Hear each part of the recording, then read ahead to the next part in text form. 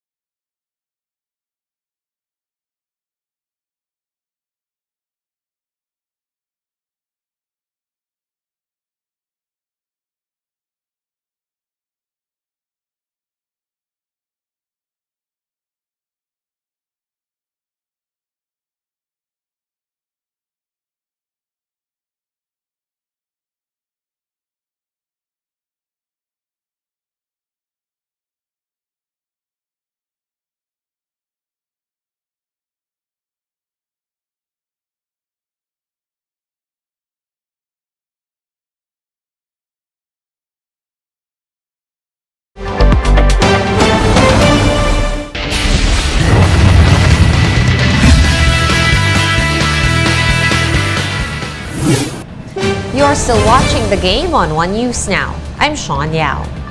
An all-woman car rally kicked off in the Algerian capital city of Algiers. Dozens of women from across the Arab region and beyond took part in the 5-day race, which is now on its 2nd edition. Drivers went through 1,200 kilometers of winding scenic roads across the country. 39 Algerian cities, as well as Tunisia, France, Italy, and the Western Sahara participated in the event. The rally was organized by the National Association for the Promotion of Women in Sports. The race also featured a unique 80 km/h speed limit, and no winners were announced. This is the organizers' way of promoting safe driving in the country. Nearly 25 people have died and more than 1,000 others injured in roughly 1,100 traffic accidents over 1 week in Algeria from January 15 to 21. Moving on to Formula One, North Carolina-based Team Haas is the first to unveil their new look for the 2023 F1 World Championship. The online reveal of photos showed the Ferrari-powered car in a fresh red, black, and white color scheme. The new car will be going for test drives this month before the season kicks off on March 5. Haas is seeking to turn things around, having finished 8th out of 10 teams in 2022 and dead last in 2021. Denmark's Kevin Magnussen and German veteran Nico Hülkenberg will be the team's driver pairing for this year. The F1 Worlds will run until November and will feature a record 23 Grand Prix. And Kenya may only have one ice hockey team, but that is not stopping them from chasing glory. The Kenya Ice Lions are training in the Panari Hotel in the capital city of Nairobi, which has the only skating rink in the country.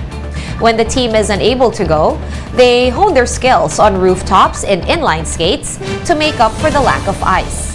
The team was formed out of a casual game between a group of friends. They usually just play amongst themselves, which is why the players hope that the country could soon join the International Ice Hockey Federation. For now, though, they're settling with friendly matches with teams from the US and Canada, as well as watching online tutorials and lessons from volunteer coaches. And back here in the Philippines, Mason Amos shares his thoughts on getting called to join the national team and his first practice with the seniors team. Mason is the youngest in the Gilas Pilipinas pool for the final window of the FIBA World Cup Asian qualifiers. Let's watch this.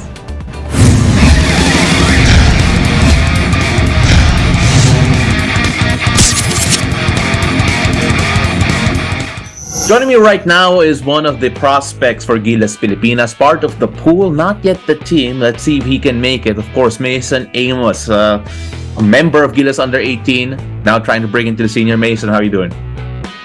Yeah, I'm good. How are you? We're good. And again, appreciate the time that you've given us.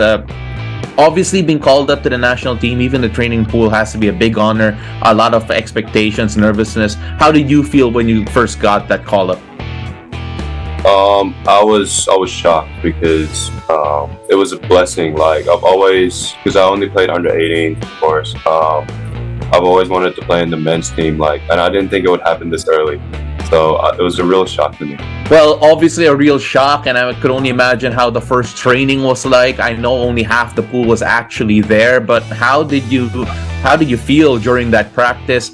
According to my sources, you shot the ball pretty well, from what I understand. But how did that whole experience feel like?